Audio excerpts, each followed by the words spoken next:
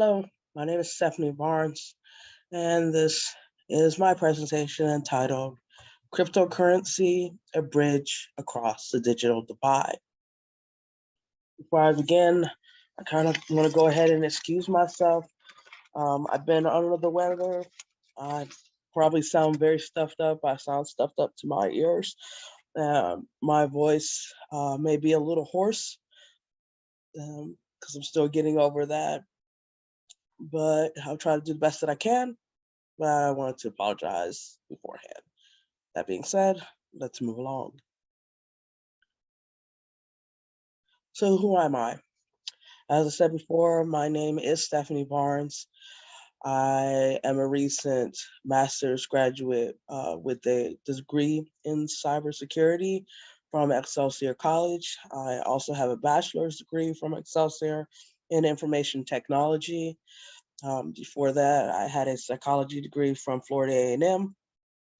I've been in the InfoSec field for about 4 years now, working in a security operations center as a SOC analyst.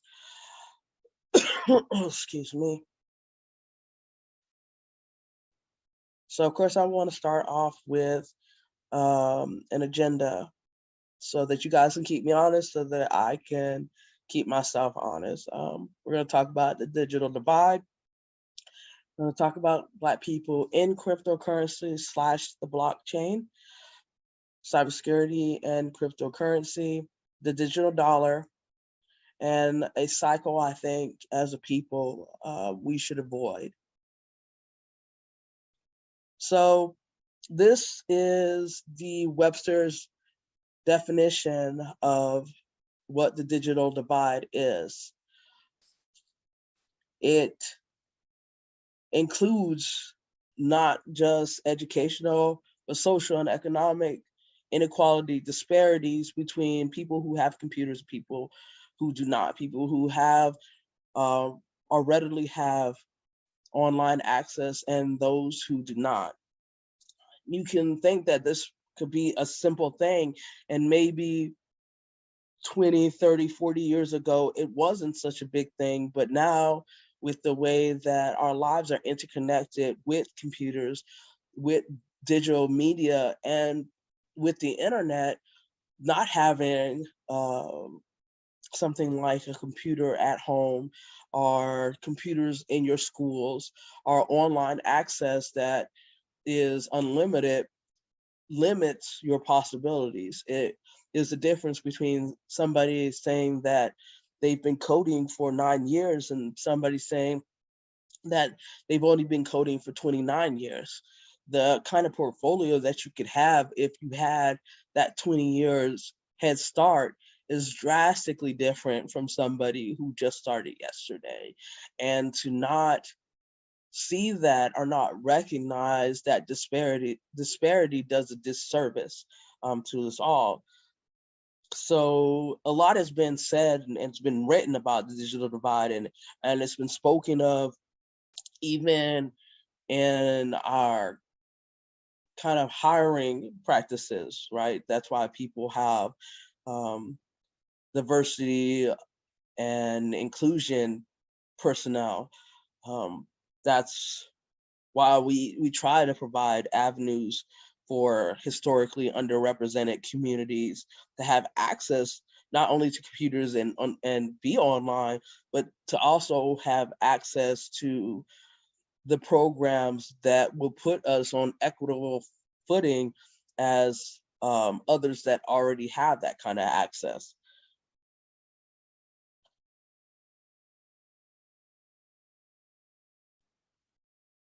Oh, okay. So breaking off of that, did you know, this is all coming from Forbes, African American households only hold less than 4% of the $116 trillion in wealth in the US. It's a very, very small percentage. Like, I can't give you the exact amount, but knowing that it's a single digit is enough to know that it's very, very small. Excuse me. But despite this, despite only having 4% of this wealth, we are the largest demographic of cryptocurrency investors currently. And that 23% is set to double. But even with having only 4% of the wealth and being a large percentage of the investors, 13% of our households are unbanked. And when it means unbanked, it could be from historical banking practices, so that they can't get an account, or it could be because there's not a bank in the neighborhood. It could be because the bank in the neighborhood is inefficient, or it can be something like there are still predatory banks and still predatory banking practices. There can be that there's just a distrust of banks. But for whatever reason, any of those multitudes of reasons and more that I haven't even spoken of, 13% of African American households are unbanked. So this all feeds into each other because it's all about our wealth. It's all about how we spend our money, how we're saving our money, if we're able to save money. Do we have the institutions in our neighborhoods that would assist us to save our money, to build up our communities, to put the wealth that we may have back into African American communities?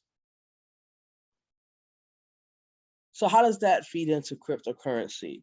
In my research and in my view, Black and brown people have a history of making their own way when the way forward has not been equitable and is not about equality. We've always been able to kind of read the room and invent our way out of the situations that we might be in, or develop a new way, right? So for our communities, it really is where there's a will, there's a way. Many Black people in cryptocurrency and the blockchain, and even now in NFTs, see the potential that these emerging technologies have, and it's appealing. And it could be because it's something new. It could be because we've seen in the past where something like Bitcoin has really skyrocketed and we've wanted a piece of that. And maybe because it's something new and it's not burdened by all of the past problems and the past inequalities, we see that it might have a more likely chance of being successful for our community, for our individual lives, because they're not tied to the banking institutions or to the government that we might be distrustful of. So I can see why we would have that 23% that is investing into cryptocurrency, because it doesn't have the ties and it doesn't have the historical baggage that something like a bank or even regular everyday investing might have. It also doesn't have the cost barrier where you can put pennies into a cryptocurrency and then with the right turn of events come out a thousandaire or millionaire in some cases. You couldn't do that with the access that we have to something like a market account or investing in stocks. It's happened, yes, but usually there's a higher barrier for entry, initial entry for those kind of accounts as opposed to cryptocurrency. But like I said, we've been there from the beginning. It's not something new that there have been Black people investing in or developing in cryptocurrency. These four people are just a small pool of pioneering Black people in the cryptocurrency realm. First, we have in the green, that's where I'm starting from, is Cleve Besidor, and I might be saying her name incorrectly, and if I am, I apologize. But she leads the National Policy Network of Women of Color, and they advocate for diversity in cryptocurrency markets. Next, we have Vernon J., and he's the founder of Equity Coin. Next to him, we have Deidre Ramsey McIntyre, who co-founded the support and advocacy group Black People and Cryptocurrency. And then last is Sean Wilkinson, the founder of Storj, STORJ, which uses the blockchain to aid in cloud storage. So there are Black people out here that are making their own coins. They are building on the blockchain. There are people that have advocacy groups that are teaching others in the community about how to invest in cryptocurrency, how to use the blockchain, how to develop, how to use these kind of emerging technologies to build up, right? And there are other Black pioneers than the ones that I have on the screen. And there continue to be more, in my opinion, because we tend to seek out emerging trends and build our own off of those trends because we've seen that they can be successful for others. Or, like I said before, it doesn't have the barrier of entry that older avenues have. But with that, and with building on these emerging technologies, we also have to take into account security, not just for ourselves, but for the community, for anybody that's new entering in, but also because in this day and age, security goes hand in hand with everything. We have to be more security minded when we build digital devices, digital technologies, because if we get too far ahead in development before we think about, is it secure? How secure can I make it? There's just a lot of backtracking that you have to do. But if you build something secure as you are building that thing, then security is always the first step. They always go hand in hand. They always are developing with each other. Excuse me. So that being said, what are some of the cybersecurity implications in cryptocurrency? And all of these boxes are a way that cryptocurrencies have been kind of targeted for attack. There have been illegitimate exchanges that have popped up that will get not just people's money, but also a lot of their personal information, because in many of these exchanges, especially now that there's been more of a governmental eye on it, they will ask you for personal information, such as, your name or even your social security number or something to identify you, maybe a picture of your passport or a picture of your ID card. And that can be used to impersonate you, in the wrong hands. Then there are some of these exchanges that the only way that you can get the coin or access any of your investments, you have to use like a third party application. And as well as I know that the more kind of parties that you have to have into, the larger the attacked area, the larger the surface, right? Then because these technologies are still new, there's still a lot of confusion from the end user on what they're doing, how they should do it. Is this correct? Does this sound right? If I press this button, am I making a trade? If I press this button, am I buying something? Am I giving them too much information?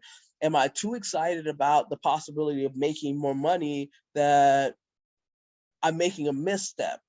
And without the proper guidance there, you could be. And it could be insignificant, or it could be the difference between being able to pay your rent this month. And then there's, of course, phishing.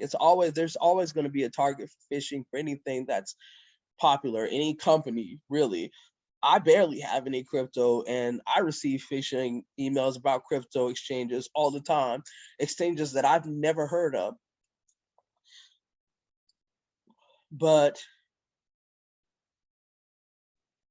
there have also been cryptocurrency schemes out there, such as OneCoin, which turned out to be just a multi-level marketing scheme. And besides just these things that I have on the screen, there have been recent attacks on things like NFT stores and cryptocurrency exchanges. There have been cryptocurrency exchanges that have kind of lost solvency and not wanted to give people their money so that they wouldn't close down, to avoid shutdown and that kind of thing. And because it's so unregulated, or not regulated to the extent that it probably would need to be, what's the recourse? Other than you being upset about it, who can you really call to help you? But the unregulated nature of cryptocurrency was the thing that pushed its growth. It's the thing that gets the coin shooting up there to thousands and thousands of dollars. But it's also one of its most worrying attributes.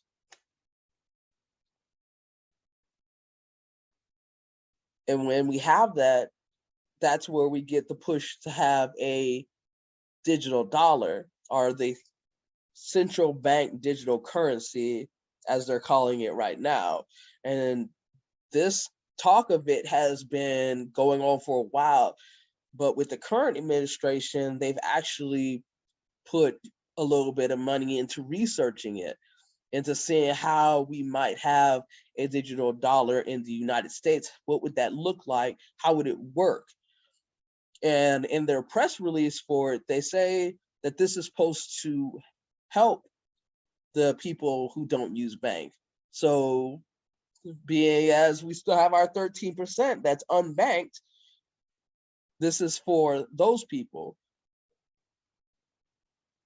But excuse me, but it also affects the people that are using cryptocurrencies, and the people that are reliant on fintech and are banking online, because it's not just a change in whether or not you can just use your digital dollar for things that are online instead of putting in your bank account. There's a lot of gray area, maybe even a lot of black area on how this would work. And that's because it's just in its researching phase. But it's something that you have to think about. How will this digital dollar work, right? How will it affect the cryptocurrency that I have now? Is it the only thing that they're looking at, just creating this digital dollar? I know for a fact that that's not true. It's not just going to be a digital dollar. Just this morning, there was an article in Wired about how the United States and Europe are looking at ways to regulate cryptocurrencies. And that's quite possibly because of all the recent news of falling prices, and again, of InfoSec concerns and breaches, and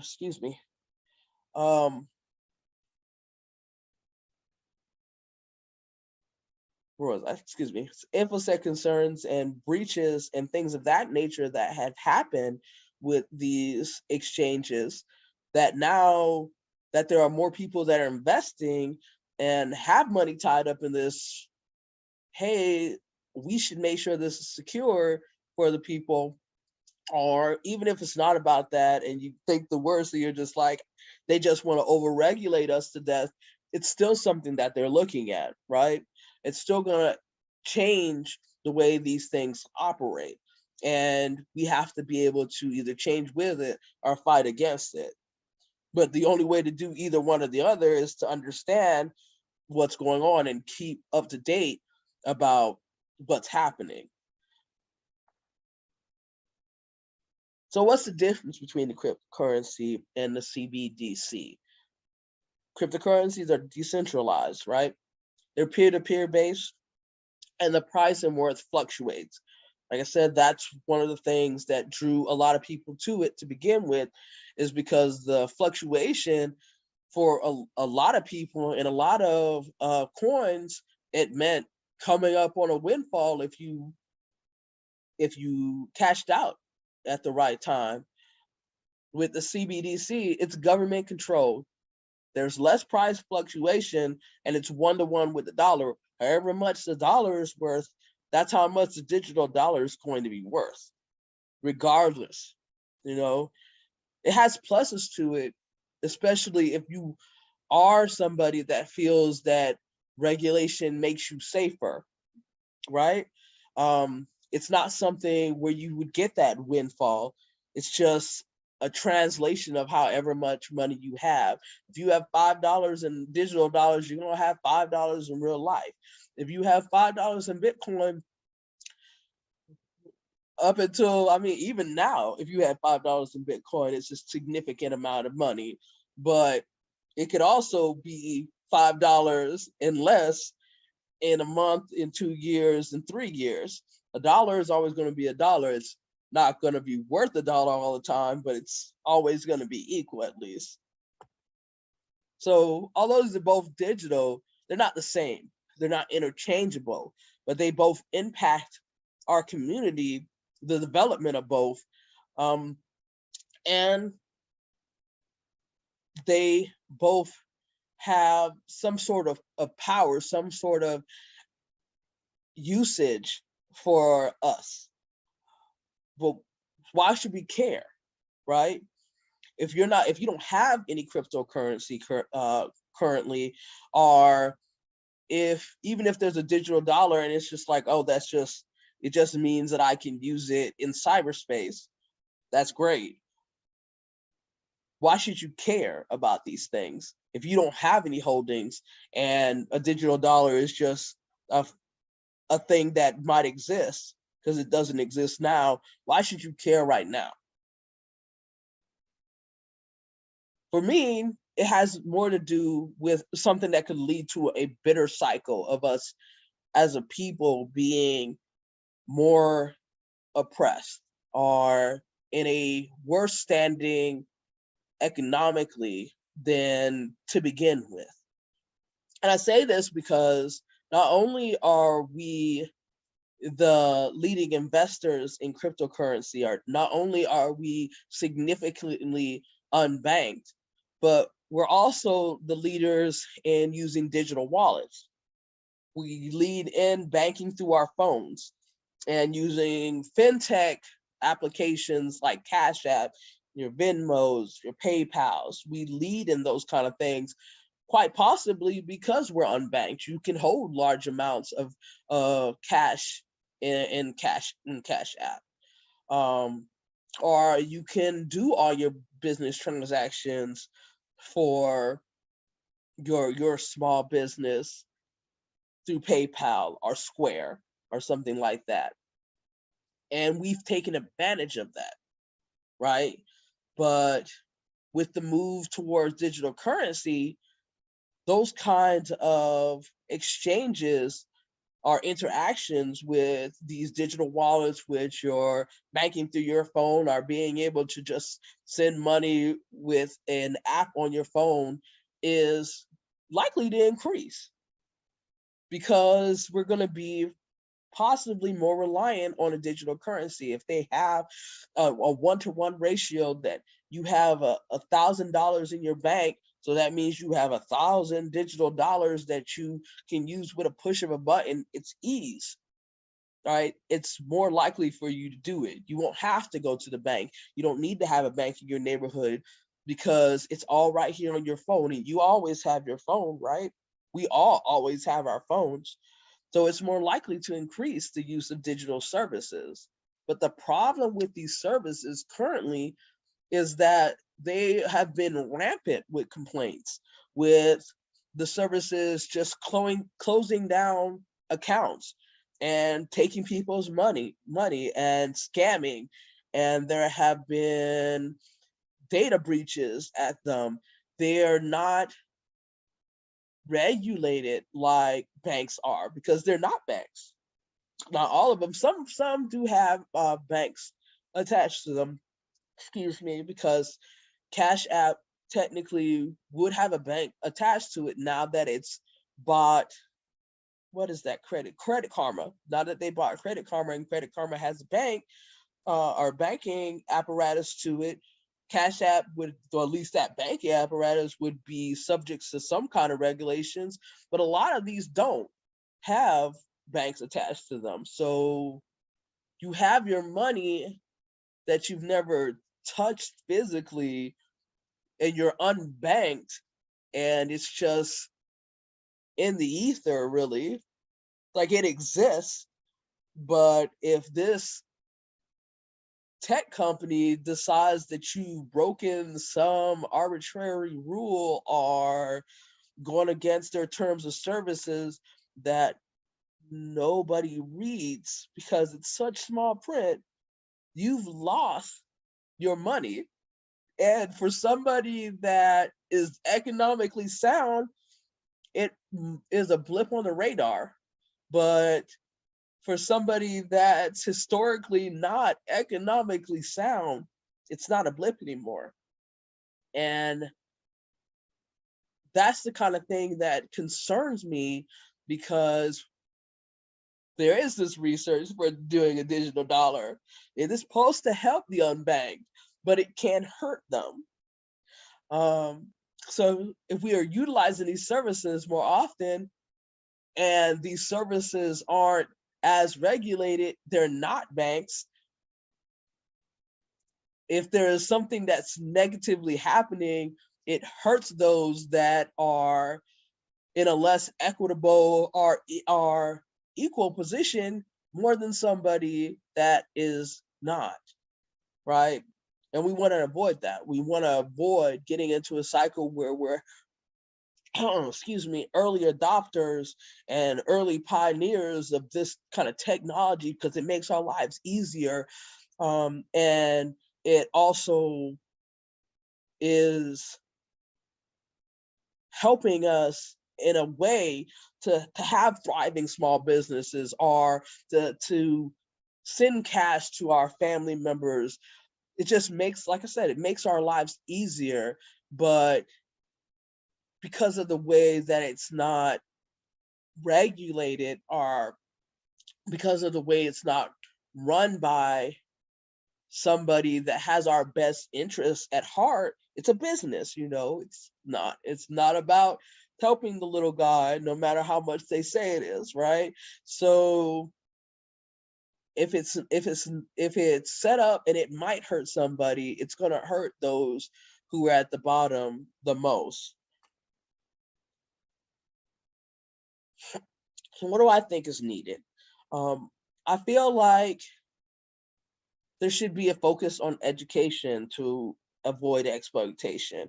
It's how you get away from users being confused. It's how you get away from people thinking that they could put in a dime and make 10 million, right? It's not just about educating about cryptocurrencies and about investing in cryptocurrencies, but also having community kind of outreach, which some of those peoples that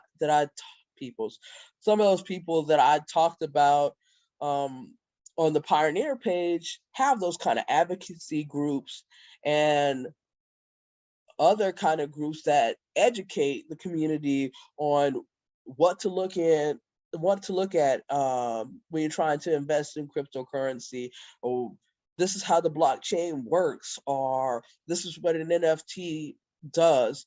And I've seen that there have been a lot of outreach, especially in schools, to teach the incoming generation about these kind of technologies. And that helps.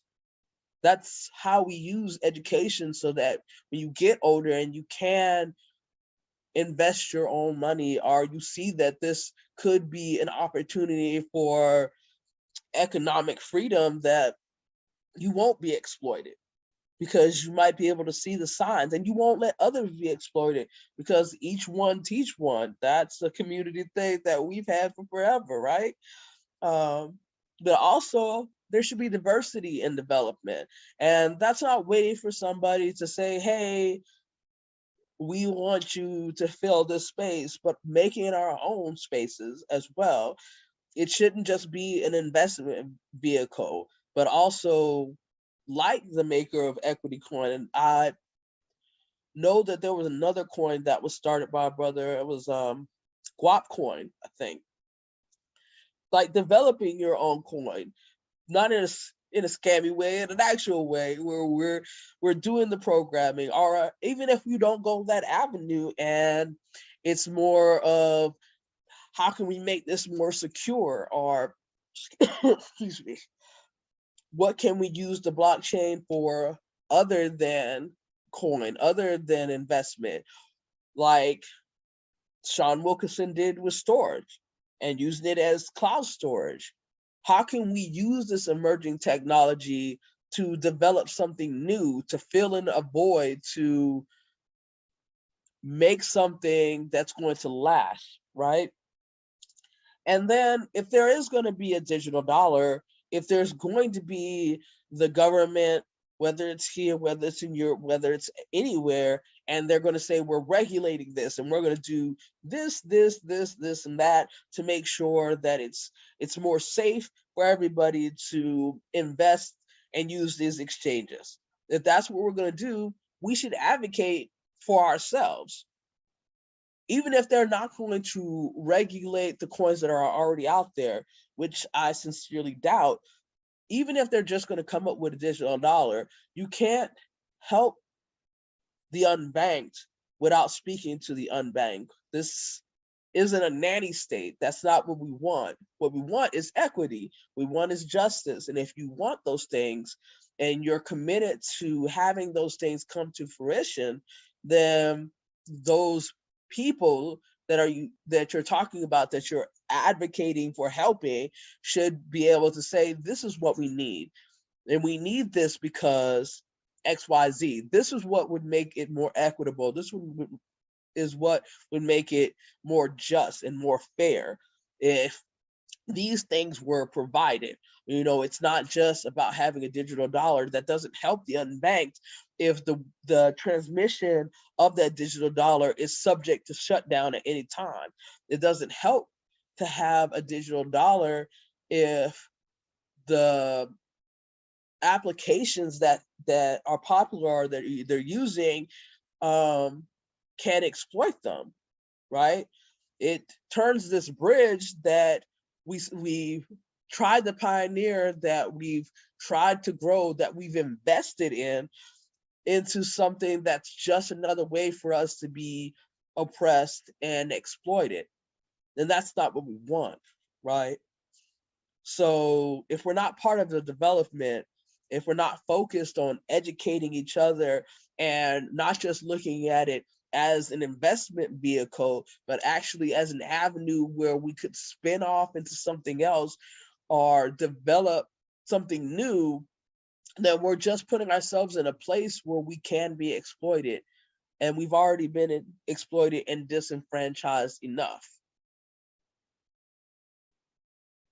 So for me, this is some advertised further reading. If you're interested in cryptocurrencies and Black America, in the blockchain revolution, in banks, and why cryptocurrencies might be appealing to disenfranchised people, this is some further reading. There's more books that are like these, but these are the ones that I recommend personally.